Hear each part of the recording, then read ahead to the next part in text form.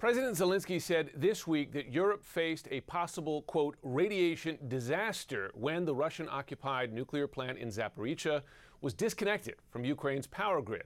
It has since been reconnected, but fears are mounting over continued fighting and shelling around that complex. Meanwhile, Washington and Tehran edge closer to reviving the Iran nuclear agreement. The State Department said Wednesday the U.S. had sent its response to the European Union's latest proposal to try to save that deal. Tehran confirmed it was reviewing Washington's response now.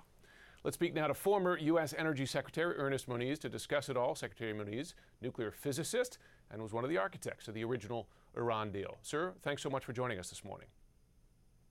Thank you, Jim. I spoke to John Kirby just a couple minutes ago. He said that the U.S., Iran, and its partners are indeed closer to a deal today than they were a week or two ago. You've been deeply involved in the negotiations going back to 2015. Is that your view? Do you believe that a deal can be resurrected here? Yes, it does seem that we are closer. I'm not sure what the odds are. They may still be, say, 50-50. But there's no doubt in my view that even though we have lost basically 5 years since the Obama administration, 5 valuable years, I might say, mainly due to President Trump's very unwise decision to leave the deal in 2018, that even at this time, we and our friends and partners in the Middle East, I believe, would be far better off getting back into the agreement. In fact, if I could just add to that, Jim, briefly, I would say that first, in terms of the nuclear restrictions, it's clear that the lost time has been used effectively by Iran to increase their nuclear capacity.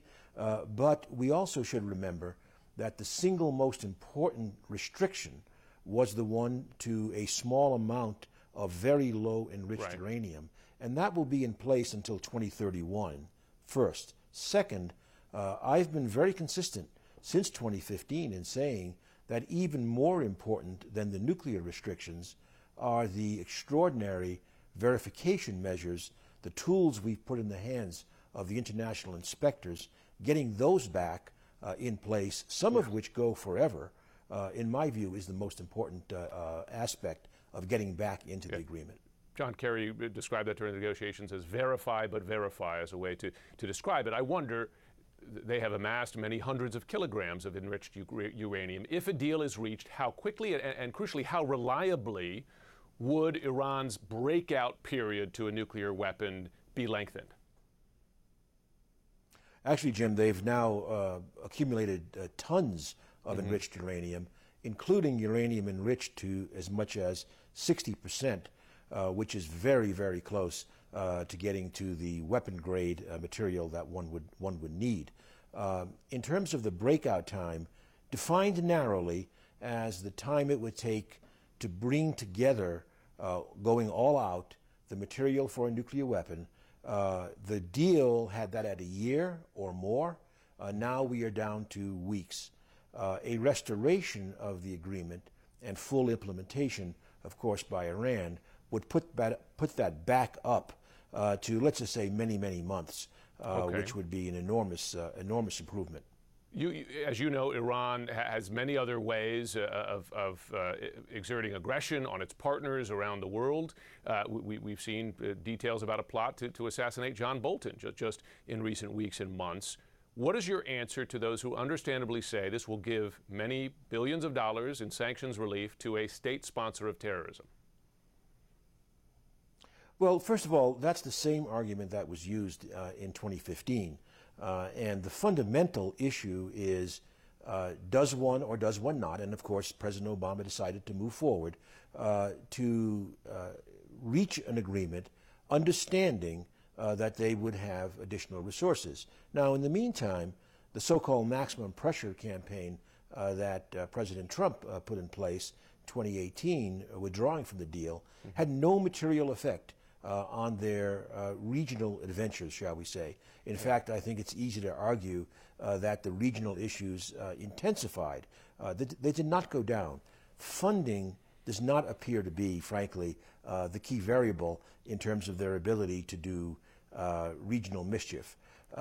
So they do have a lot of economic needs, and I do want to emphasize their economic constraints right now are not simply due to the sanctions from the United States, for example, but also due to issues like climate change and drought, resultant drought, which are affecting them quite badly. Okay. Russia, of course, was a crucial player in the 2015 deal, including taking the bulk of that highly enriched uranium out of the country.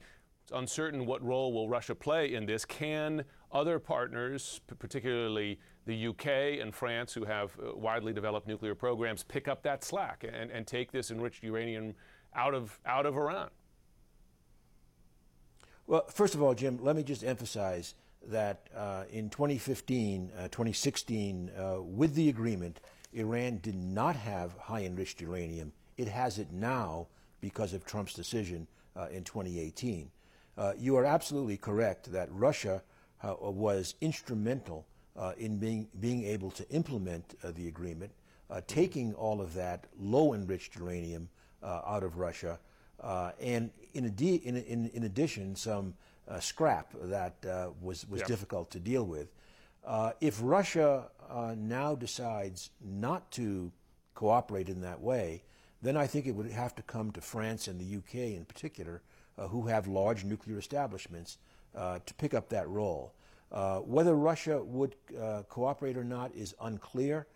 First of all, I will note that in 2015, when we reached the agreement, we already had a very, very difficult time with Russia because they had gone into Crimea, for example, in 2014 already. Yep. And by 2016, when the deal was implemented, they had started military action in Syria.